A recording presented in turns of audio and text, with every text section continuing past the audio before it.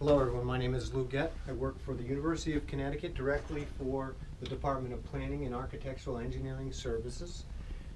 This is going to be the first video in a series that we're going to present to you, and specifically for the brand new UConn Hartford downtown campus. I'm with Jim Libby, who is a professional architect who was involved with the concept and design. So Jim's going to take us through our first video, which will be on planning. Great. Yes, welcome back. I'm here with Jim Libby, as we mentioned earlier, was our design project manager for the UConn Greater Hartford, Downtown Hartford project, and Jim's going to take us through the conception and early design process. Good morning, Jim. Thank you. Good morning, Lou. Thank you. So first, just a little bit of process. For this project, we had a 6-stage design process, which starts contractually with the conceptual design phase to schematic design phase, design development, construction documents, bidding, and construction administration. And each one of those, completion of each one of those phases represents more completion for the project, and we become more and more committed to the project as we go. We also get budgetary approvals at key portions of this process as well with the UConn's Board of Trustees that kind of authorize us to continue to the next phase. All right, wonderful, Jim. So first, with the conceptual design, we start with trying to capture, we analyze the site location, which I'm going to run you through, and we try to capture the vision for the project. So wonderful. Explain the location a little bit, Jim, and in Hartford here, the streets on either sides. Correct. The site that was located for this project is along Prospect Street, bounded by Arch Street on the south, Front Street to the north, and Front Street crossing to the east. So an amazing location. Pretty close to the Science Center. It really is a central location. There's a lot of redevelopment that's happening here, so the area is really changing for the better. And it's a great opportunity for the university to kind of partner with some of the new development that's happening there and be a part of this kind of repurposing of this site in the neighborhood. So close proximity to the Wadsworth Museum, the City Hall, the library. Correct, and I'm glad you mentioned that because it also gives us opportunities to partner with some of these. So it's more than just becoming a building in the community. We're actually partnering and integrating the campus. This is really a campus, not just a building, into the neighborhood in which we will have a small footprint within the Hartford Library itself and partner with them. We're also renovating another building here up the street, so the students will come to this site but also go to other locations throughout the neighborhood. Wonderful. Mm-hmm. Another key portion of the site, which doesn't show up in this aerial, is that there's an existing building on site, which is the Hartford Times building. We're going to be renovating and restoring that.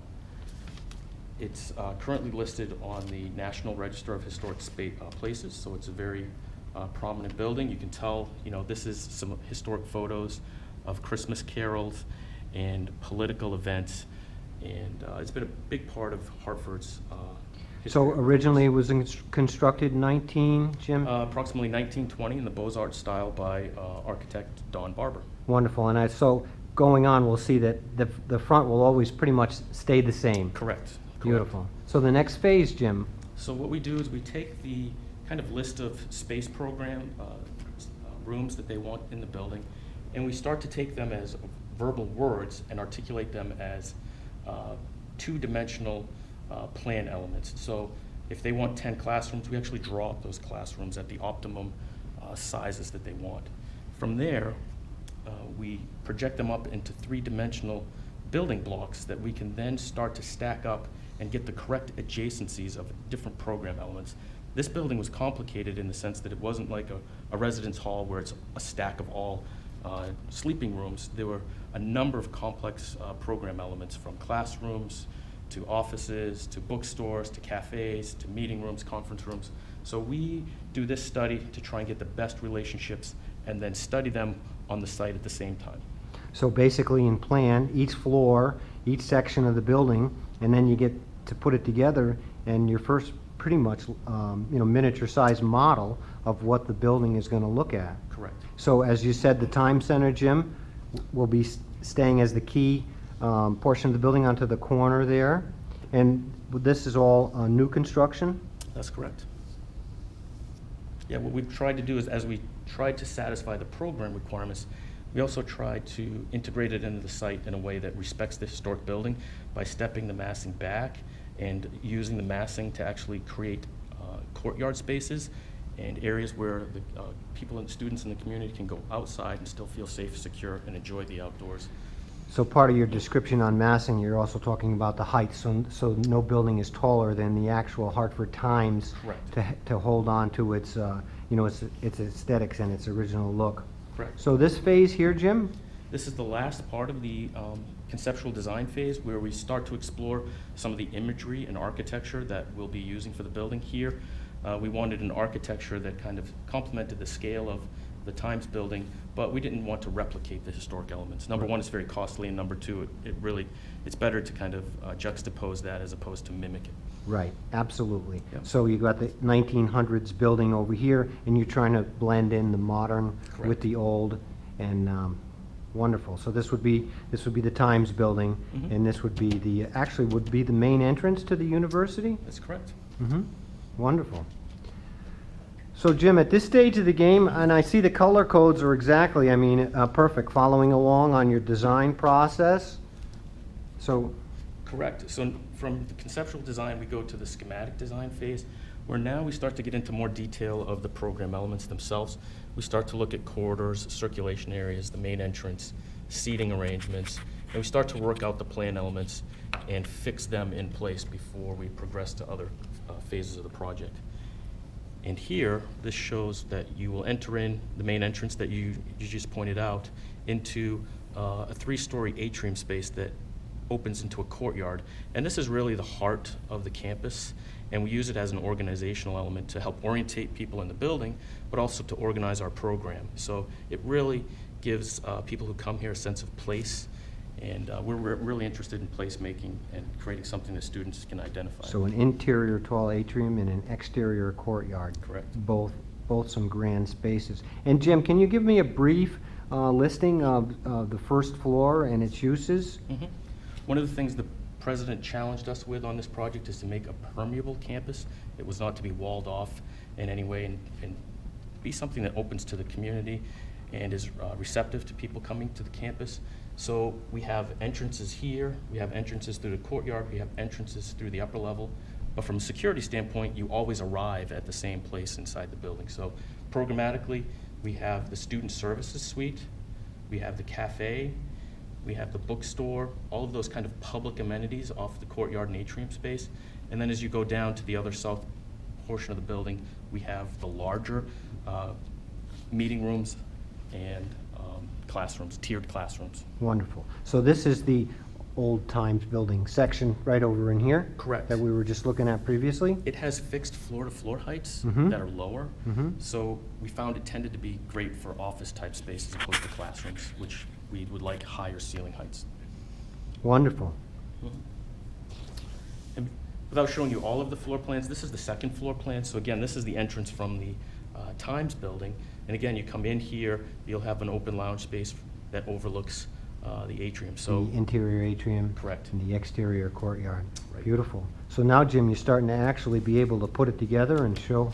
correct. So here, once those planning elements become fixed, we then do a cost estimate, check that we're still in line for the most part with our budget, and then we proceed into the design development phase. Here, we really start to take the concept and the floor plan elements and really start to refine the elements and the architecture in much more detail.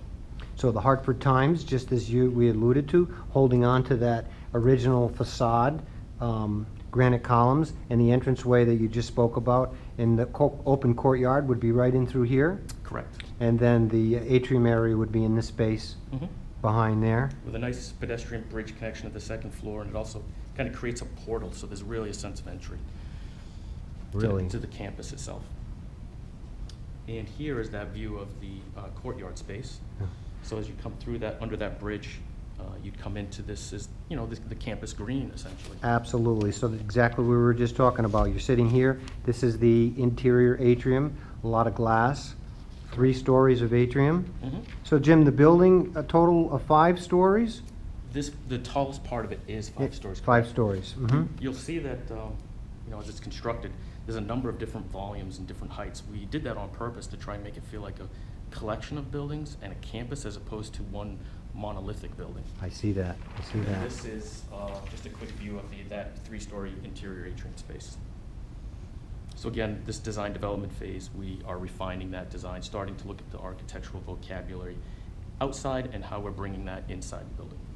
So it's going to be great. That's going to be a spot, Jim, through the process of construction we'll come back to Mhm. and try to photograph once a month, every 6 weeks. Whenever there's a change, the plan going forward is when there's a change, a noticeable change in construction, we're going to come out and put another video together. I'll have you come out and join me to kind of document the process of construction. Great.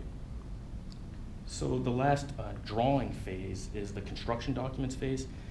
If anyone's ever purchased something and they had a set of instructions to put it together, that's essentially what we're doing here.